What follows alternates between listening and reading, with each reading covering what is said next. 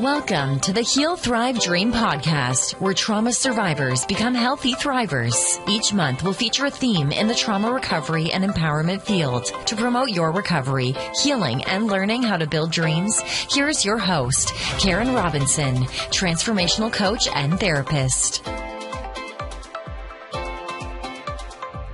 Hello, everyone. Today I have a special guest, and I think she's special because she's an LCSW like me. We have Melissa Russiano. Very good, very good. Thank you. She is in private practice, and her specialty is actually providing therapeutic services for the helping professionals. So you know already I'm a fan. She right now is using virtual means to provide therapy, and she's licensed in the states of California, Florida, Ohio, Tennessee, and Pennsylvania. So Yes. wow, if you live in any of those states, you are golden. The other cool thing about Melissa is she is a certified Daring Way facilitator based on Brene Brown's research. And that is super exciting too, because Brene Brown is just the coolest. Okay, so welcome. I would agree. Well, I'm thank so you. happy Thank to you. have you. Thank you for having me. Yes. Is there anything you have a burning desire to start with today? Is there something I forgot in introducing you that you think our audience would love to hear about you? No, I think you hit the high points, and I'm just ready to dive in. No, I think it was wonderful. Okay, thank you. All right, so let me see what kind of questions I want to ask. I thought at first I would ask all my guests similar questions, and I've hem and hawed on that. But one of my favorite questions to ask people is, what are you currently reading and why? That's an excellent question. I am the kind of person that probably has 6 or 7 books going at the same time, because I have a very short attention span these days, it seems, when it comes to reading. And I have fell in love with Audible, which is making it so much better. But I've been doing a lot of research on the Enneagram. And so been listening to some books on the Enneagram, but I'm actually re-listening to my primary book right now is Eat, Pray, Love, which I tend to, that's one of those that I have to hold the book, turn the pages, because I just love the message that it has. So Yes. That is my book of choice right now, besides all the clinical books and Enneagram books and burnout books that I like to read to stay current. Eat, Pray, Love is my go-to. Awesome. That was such an empowering book, I think, for women going Absolutely. through a really hard time. Yes. Awesome. Right. So my listeners, some may be helping professionals, and a lot of them are going to be survivors working towards thriving. And so I'm not sure if everyone will know what an Enneagram is. Would you care to give a little bit of background on that? Oh, absolutely. The Enneagram, it's become trendy in the last, I'd say about a year or so. And I'm not a fan of anything trendy. And so that's why I hesitate, because even some of the language on my website, I kind of tangle with the folks who do some of my SEO for rankings. And I was like, well, I don't want to use that word. It's trendy. Well, that's what people are searching for, Melissa. So the Enneagram is one of those things, even though it's not on my website. And it's a personality test, and it types people in one of 9 personality types.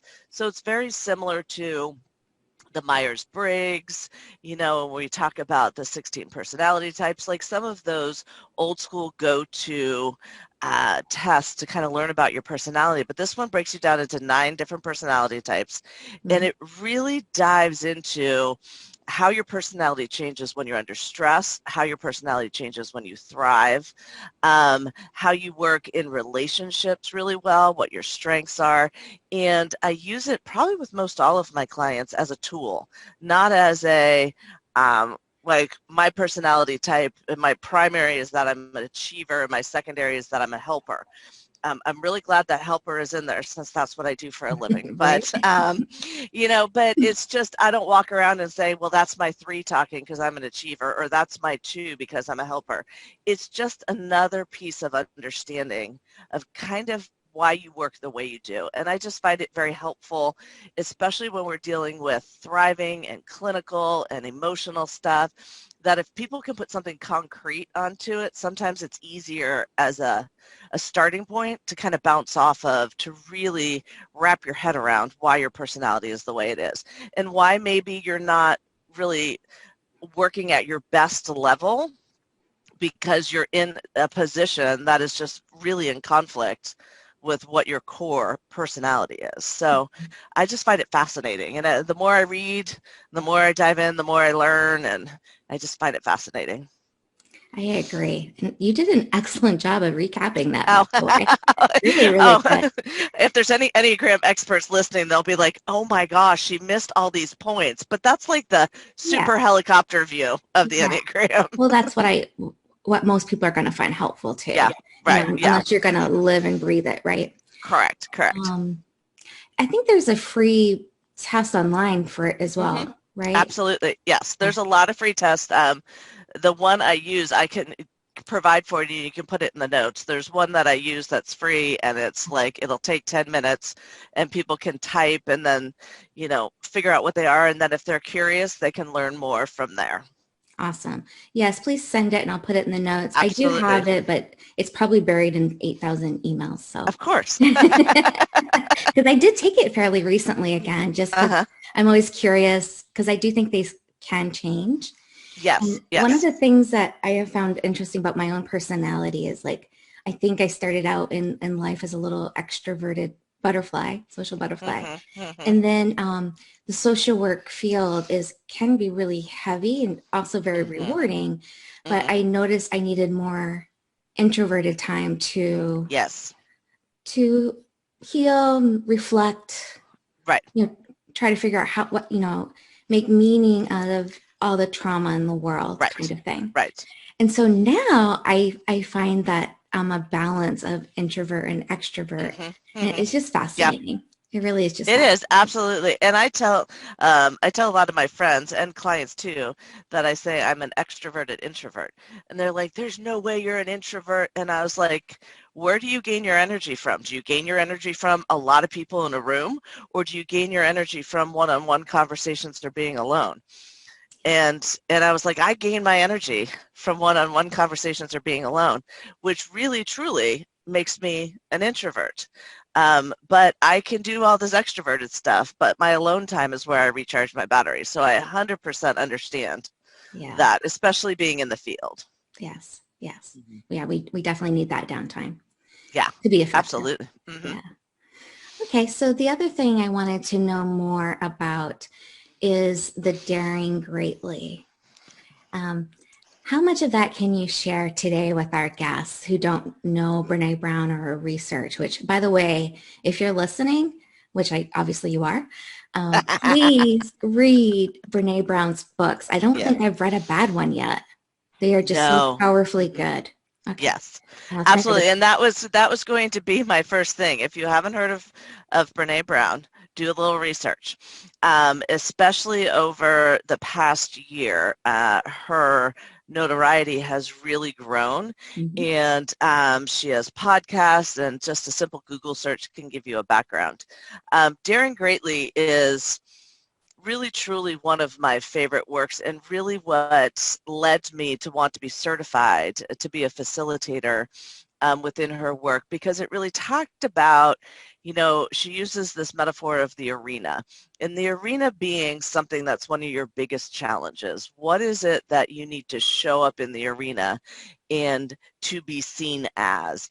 And in that space, how are you showing up? Are you showing up as your authentic self, or are you showing up with the person you think you should be? Are you showing up with armor, meaning all your defense mechanisms, so you really can't be seen or really known? Or are you showing up as your authentic self, grounded in your core values? Do you know who your supporters and your critics are, and what voice are you really listening to? And so as I listened to, due to my newfound love of Audible, I listened to the first book of hers, which was Daring Greatly. I was like, oh my gosh, that is just so simplistic, but yet so profound at how just being able to be present in a moment with somebody and be vulnerable with people who have earned it. You know, this isn't taking a billboard out and letting everybody know your deepest, darkest secret, but just really leaning into that and being able to understand your authenticity and understand those shame barriers that I think hold a lot of us back, especially women, but men as well, but especially women, of just those deep, dark secrets that were like, well, gosh, if they really knew that about me, Right. you know, they wouldn't want to talk to me. Or even as social workers, well, gosh, if my clients really knew this about me, they really wouldn't be coming to me for help. But it's from the soccer mom to the stay-at-home mom to the high-powered professional to the helping professional. We all experience shame on a very, very deep level. And her work really dives into how shame is isolating, it's polarizing, and it also really fuels this image that never allows us to be truly seen for who we are.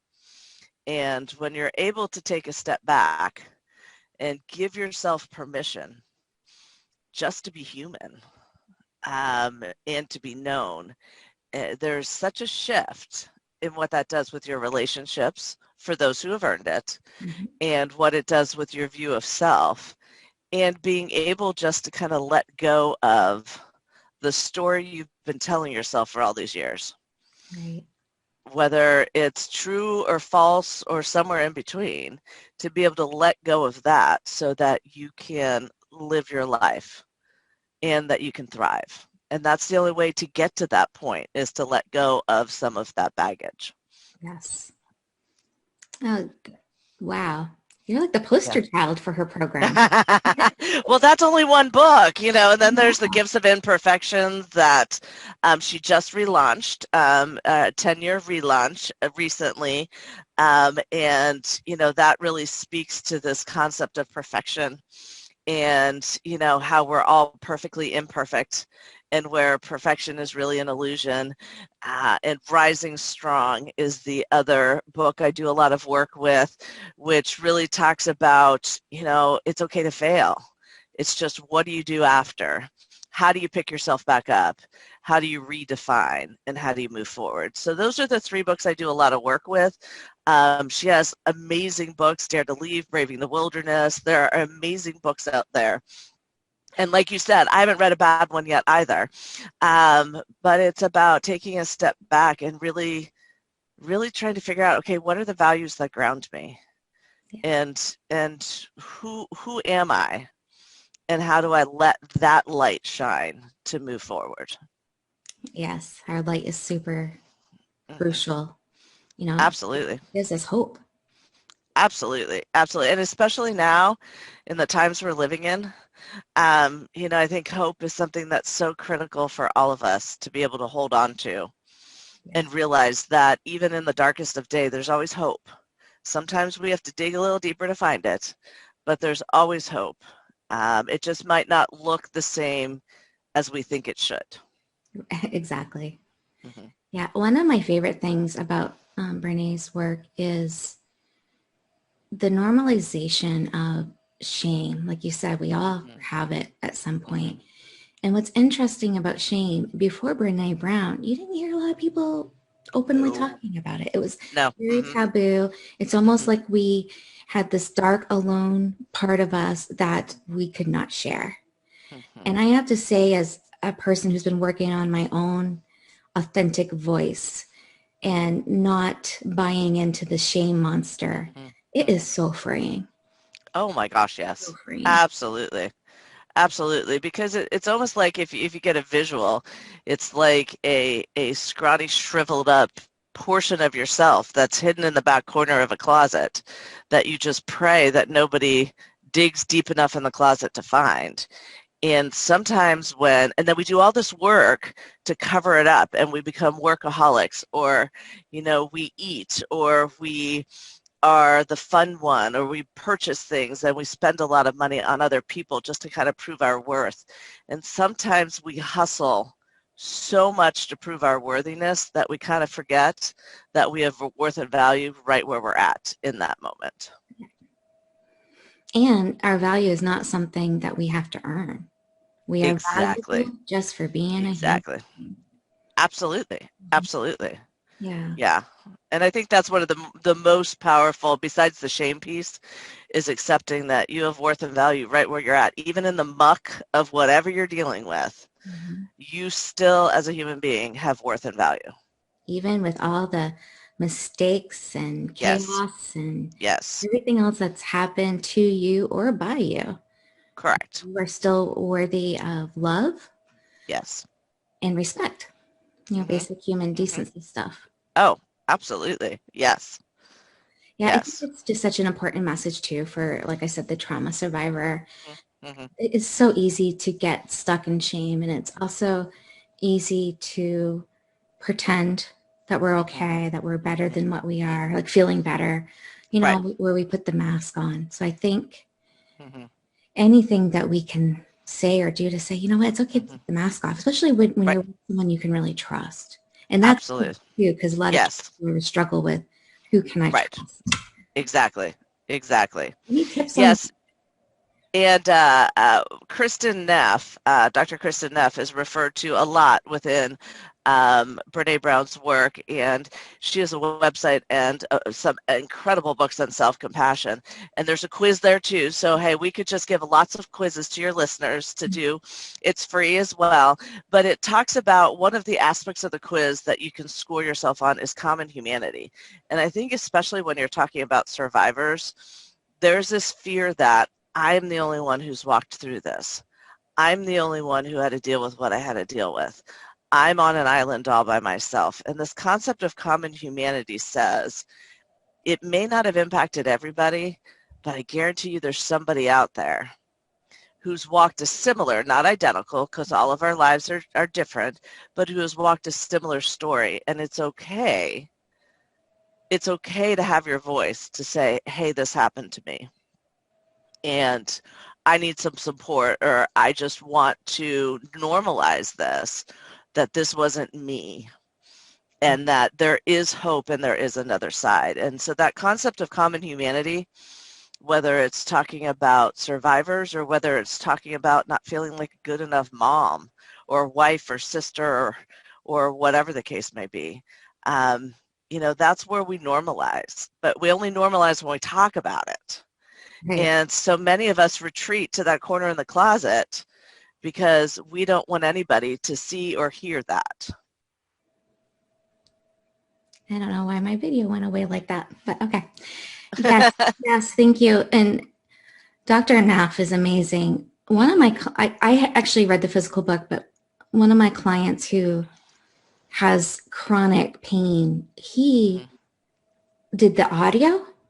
And what he said, how he explained it to me, because I know she does have a lovely, soothing voice.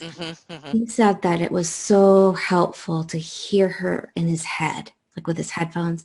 Oh. He would listen to her, like whenever he took a nap or went to sleep at night, and her soothing voice, and just reminding him to have compassion for himself, because he kept beating himself up all the time. Yes. I should do this. I should be this, and let my family down.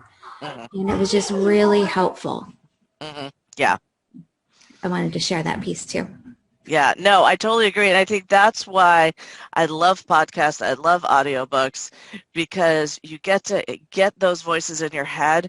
And even for individuals who have trouble sleeping, I always say, like, put an audiobook on, because your brain still hears it. Yes. And so instead of your brain going to town on everything that you did wrong, could have done better, coulda, shoulda, woulda, your to-do list for the next day, your to-do list for the next 10 years, your brain now is absorbing that voice and that message, even though hopefully you're asleep.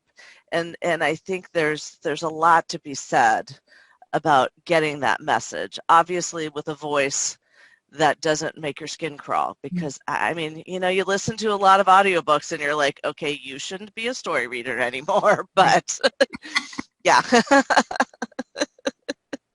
Yeah, so vet the book before you listen to Yes, it. absolutely. To Because it sleep, will go yes. into the subconsciously. Yes. You want it to be a positive, healthy Yes, message.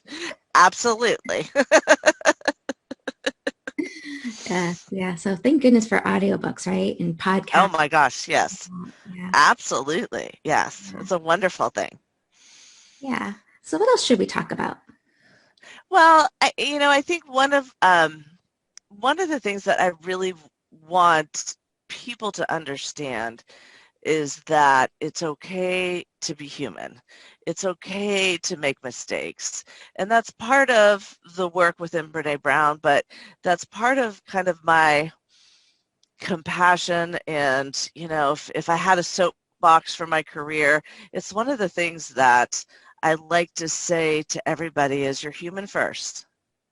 Whether you are helping professionals second, whether you're a mom second, whether you're a wife second, whether you're a husband, a brother, whatever your title and your identity is, I think we walk around so often living in our roles, and we all wear multiple hats and multiple roles, and we kind of forget it's okay to be human. It's okay to fail. It's okay to have a bad day, make a mistake. It doesn't define who you are. It just really shows that you're human and we all make mistakes. I was at a virtual leadership conference, probably over a month ago now, and one of the speakers that every time I reference this, I'm like, I have to remember her name, and I always forget to remember her name, but she's the youngest CEO of Cinnabon. It's a female, and I'm totally blanking on her name, but at least I can give her some credit. And she used the acronym, the I'll put her acronym of name in the show notes. okay, of fail, and as first attempt in learning. And I remember sitting in this auditorium, and of course it's the middle of pandemic, so we're all socially distanced, which is weird at a conference. You should usually chit chat with your neighbor, and we're all like 6 seats apart. And I just remember like feeling like I was hit by a ton of bricks, and I was like, wow, to me failure just means failure. Like, I stink, I made a mistake, I need to do better, I need to work harder. And first attempt in learning, I was like, my gosh, like if we could reframe failure in such a way, I think a lot of us would be able to remove those barriers that hold us back to living the life that we dream of, and to be able to say, okay, what did I learn from this? What was that message that I learned, and how can I show that to other folks instead of everybody thinking that I just catapulted to wherever I'm at?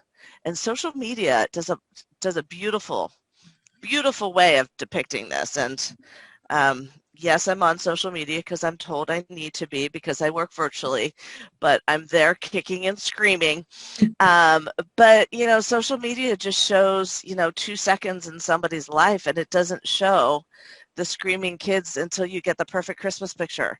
And it doesn't show, the millions of failed cooking attempts before you get this beautiful gourmet meal that you cooked. All it shows is a glimpse of one moment in somebody's life, and I think too many of us log on and start comparing. Right. And comparing, even professionals, and I will take full ownership of this. As much as I detest social media, going on during the pandemic and going, oh my gosh, they just launched a new program. Oh my gosh, look, they wrote an e-course. They're using their pandemic experience wisely. What am I doing? And then it's like you kind of have to check yourself and say, well, good for them. Like, why? I don't have to compete with them. I'm doing me and they're doing them, and good for them. And I think no matter what walk of life you are, being able to realize that failure is not the end of the universe, and nobody has a perfect life no matter what it looks like. Absolutely. Everybody's got hurt somewhere, somehow. Mm-hmm. Yeah. Yeah, I really think that other than shame, the perfectionism, if we address that more globally too, what a Yeah. difference that would make for Oh people. my gosh, yeah. And I have a couple quick points about that. Like, one is when babies or little children are trying to walk, And when they fall, we don't say, you're a failure. You're never going to walk. Exactly. Yes. You never do anything right. Damn you. We don't do that. And so why is it when we're trying to learn a new skill, we're so impatient? We're so judgmental, of ourselves mostly. And so I believe, and I know I've probably read this somewhere, as I'm a prolific reader, and I can't remember sometimes where I read something, but I do believe that there's really no path to success unless you have those failures. Exactly. Those bumps. If you don't have any bumps, you're probably not doing anything at all. Correct. Or you're not living realistically, because there are some individuals that have a perfect paved path in life, but let me tell you, that number is so exponentially small, I wouldn't even be able to guess what it is. But we've all had bumps, and if you don't have bumps, then you're not taking a risk. And I had a conversation with somebody who had chosen to leave college after 2 years and was really struggling with, I dropped out of college, I failed. And my message was, you only failed if you don't do anything with this. Right. If you pick yourself up and say, okay, this didn't work for me, what can I try next? Or how can I view this differently to achieve my goals? Then you're a success no matter what. You're only a quote unquote failure if you accept defeat as the be all and the end all. Right. Very good. The other exercise I do with people I work with who struggle with perfection is I get them to do like logical analysis and say, okay, well, who in the world is perfect? And maybe the closest could be people who are in Who's Who, the top surgeon, the top nurse, top geniuses. And so then I get them to research those people to see if they find any flaws or not. And then we come back, I say, how about you research 10 people? How many of them did not have any flaws? And of course, they find flaws in everyone they research. So, there's no perfect person. So why are we beating ourselves to death with work and trying to get everything just right with parenting? No matter what it is, it's like, take that pressure off yourself. Right. It's not helpful. Just strive to do a little better. Strive to be good enough, or maybe a little better than good enough. Right. Absolutely. Yes. And when you think about how much energy, like our cell phone batteries, since we're all sort of attached at the hip to cell phones, and I always like to have the percentage on the top of my phone so I know, okay, I don't have to guess at that little green spot. I know the exact percentage of battery I have left. And we as humans wake up with a battery just like the cell phones. And if you wake up and you're really charged and you wake up at 100%, which, by the way, my cell phone's never at 100%, but nor my body, if you wake up at 100%, do you want to spend 60% of your energy trying to chase that golden rabbit of perfection? Because then you only have 40% left to show up for your family, to show up for those who you love, to be present in the things that you're able to be authentic in. And I haven't found anything in my life that's worth the bulk of my energy to let go of, to try to prove to somebody or something that I am good enough. Because we only get so much energy per day.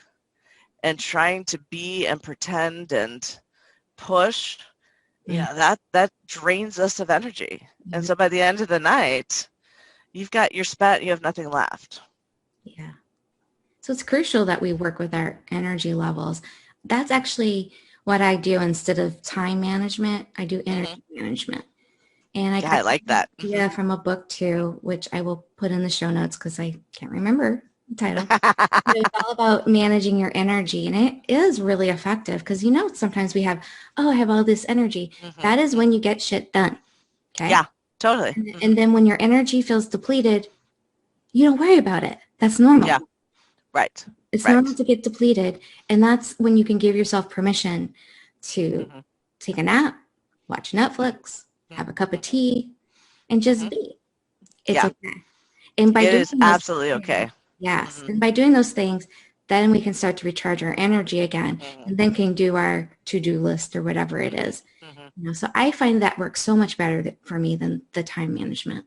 Yeah, yeah, absolutely. The other, I'm always queen of analogies because, like I said earlier with the Enneagram, sometimes I think when people can have tangible things to relate it to, it makes it easier to wrap your brain around a lot of things. And, for all of us going into holiday seasons or just even birthdays, and you're looking at spending money, is, do I really want to take $100 out of my budget to purchase this, or $50 or $20?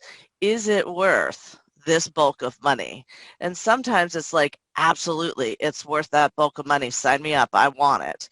And a lot of times it's like, maybe if it was on sale, it's not really worth it. Well, the same with our energy. If you want to look at it and say, okay, I can go and do that, but it's going to cost $100 worth of energy. Is it really worth it today, knowing I have to show up these next 3 days? So, I think however people can wrap their brain around it to really understand that, and I've tested this theory, there's not enough caffeine in the world to gain you more energy or more hours in your day. And I've tested the theory. And it doesn't exist.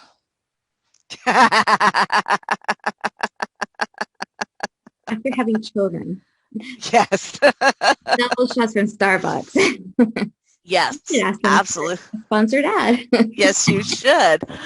Yeah, and I've always said to people, like, well, how can they're like, well, what do you need today? Well, I need an IV full of caffeine. I know. My sister from another mother. My sister from another mister, I think that's the thing. Yes, yeah. Yeah, I follow somebody on Instagram, and I'm giving her a plug right now. It's the caffeinated social worker, and I just loved the handle, and I was like, oh my gosh, there's my soul sister. Yeah, I'll have to reference her too. Like, wow, Yes.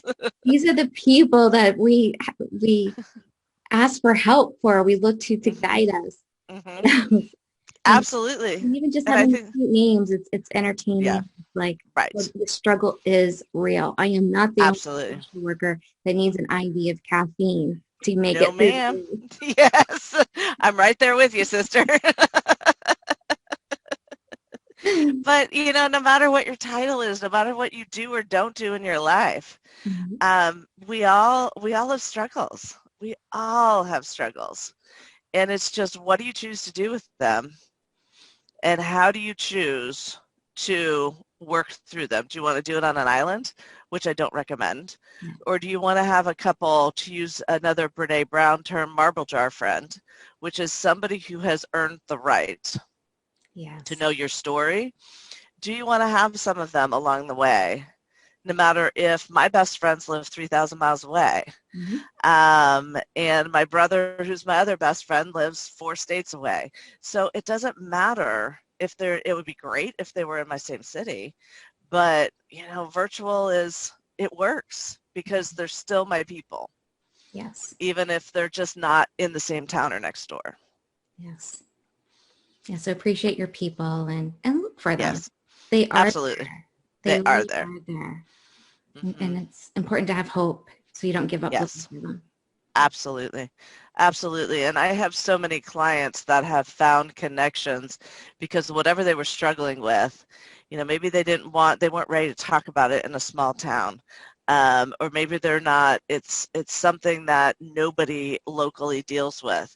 Well, we have this fabulous thing called Google. And, some of my clients have found connections in Europe, and they have found these, groups and just people they can be authentic with via the internet. Now, mind you, there's some scary people on the internet too, so you've got to do your due diligence and your research. But I think we just live in a day and age that if it's not in your town, it's somewhere, and you can connect regardless of where you are. Yeah. That's actually pretty beautiful. Yeah. Hmm. So working towards wrapping up, Hmm. I thought I read that you offer free consultation. I do. One of the things I believe in very strongly as a mental health clinician is that I am not everybody's cup of tea. Mhm. And as much as I would like to stand on a podium and say I can save the world, not every client is my cup of tea, in the sense that there's somebody out there that I feel could be a better match. And so because of that, I offer complimentary consultations. We spend 20, 30 minutes on the phone, kind of get a vibe. I'm very laid back. I'm not the type of therapist that's ever going to say, and how does that make you feel? I believe that you can have, yeah, exactly. I believe that you can laugh in the midst of hard stuff in therapy too. And I want to make sure that that match is just as important, because you could have the best clinician in the world, and I'm sure a lot of your listeners have had this experience. Mhm. They could be recommended. They could be in the who's who of clinicians, and you just don't vibe with them. Yeah. Well, yeah, personality is 51% of the clinical relationship, because if you can't be vulnerable with your therapist, then you're never going to make any progress, because you're always going to have your walls up. So I find it very important to make sure that I'm a good match. And if not, then I try to work with folks to help them find somebody else that could be a good match. But I think that's so important. Yes. Yeah, thank you for that. I think it does people a disservice when we pretend we can help everyone. And it does us a disservice, does them a disservice. Correct. Why are they paying for therapy if you can't Exactly. even talk, if you can't even, Exactly. Mm-hmm. I always tell people, make good use of your Mm-hmm. time, Right. your energy, your money. Right.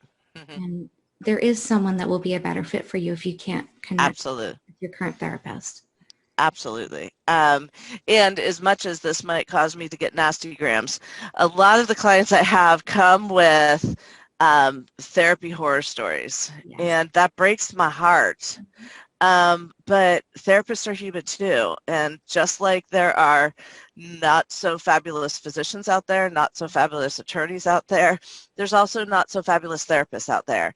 But that doesn't mean that the whole profession is going to treat you the way that person is treated. So if you've had a bad experience, I really encourage your listeners not to give up, to keep trying, because eventually you'll find the right match, and that's the person who's going to truly help you thrive and achieve your goals. Yes, that's beautifully said. And even, I won't speak for you, obviously, because I don't know, but for myself, I've gone to therapy off and on, and I've had what I would consider not effective therapists. Right? It's like, how in God's great earth, why are you in the field? I don't think you really need to be in here. And then I've had absolutely just wonderful people that you can just, they even though they haven't walked your walk, they care about your walk, and they're listening.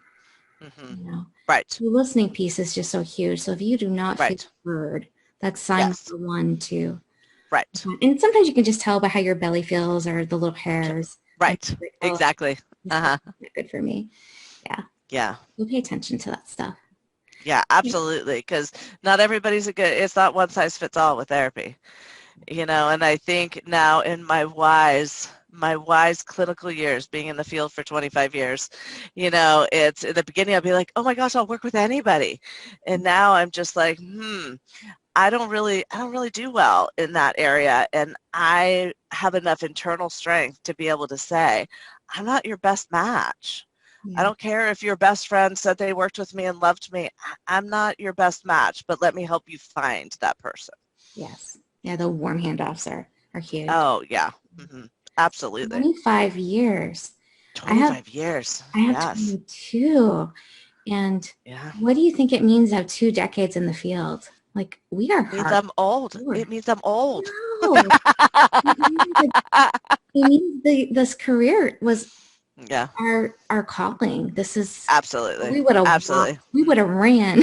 Right. Yeah, absolutely. And I made a very significant, and I know we're wrapping up, but just a snippet into my stories. I made a pretty significant transition in my career, was on the nonprofit administration, working in a large agency, supervising a ton of people. About 13 years ago, I was like either going to start taking medication solely to work, and I'm not opposed to medication at all, but solely because of my job that I could change. And so I chose in that moment to make a change and to go into private practice. And so I've been through those stages of burnout in the field and like, what am I doing? And I want to go sell umbrella drinks in Fiji because people will like me. And, so I've been through all of that. And I think for people who have been in the field and not said they went through a period of burnout, they're not being super truthful. Absolutely. Because it's normal. But being in the field, it's like, cool, I can change directions. Yeah. And now people are like, when are you going to retire? I was like, I don't know if I'll ever retire. I might not work this much, but I don't ever see myself retiring because I love what I do too much. Yes. Oh, well, being virtually too is like, if you want Absolutely. to vacation in your hotel room, you'll have your little laptop. You can vacation anywhere. I could be in Fiji. Doing therapy. I know. Yeah, Tony Robbins has a resort there. We probably should go check it out. We should. Hey, we're like, sisters from another mister, so we should like head to Fiji. I'll see if he'll comp us a room. Okay. All right. You work on that one. Well, it was an absolute pleasure to have you on today. How can guests who would love to work with you, and by the way, I think they should sign up. If you have any spaces left, they should definitely take them. I don't know if you do or not, but how can people best reach you? Well, the best way to reach me is through my website, which I know you're going to put in the notes as well. And once you reach the website, all over compliments of my fabulous website folks, there are schedule a complimentary consultation or contact me buttons. They can send me an email. They can schedule a free consultation call to see. They can read blogs. They can learn more about me. That is the best way to check me out, and also has links. I am doing Brene Brown's The Daring Greatly, Rising Strong and Gifts of Imperfection virtually, which is exciting because it opens it up all over the nation instead of just my local area doing it in person. So there are some links as to when those are available. I think there's one more left this year and then a bunch in 2021. So that's the best way to learn more. And I am still taking new folks. And so if they feel like it would be a good match, I'd love to talk to some of your listeners and, at least guide them if I'm not the right person. So. Right. And I want to say kudos to your tech team or designer team. Your website's beautiful. Oh, thank you. Thank you. I really enjoyed breezing through it. Okay, well, it was such a pleasure to have you. I think your message today will be so helpful for many listeners. Actually, I think most people could benefit, even if you're not a trauma survivor, just anyone needing support and knowing about, hey, we all have shame. You don't have to be a trauma survivor. Right, exactly. Yeah. Exactly. Right. Well, thank you again for being here today. Well, thank you for having me. I appreciate it. All right. Take care. Thank you for listening in today. Please join us next week, same day and time. Also, I would love for you to check out my website, healthrivedream.com.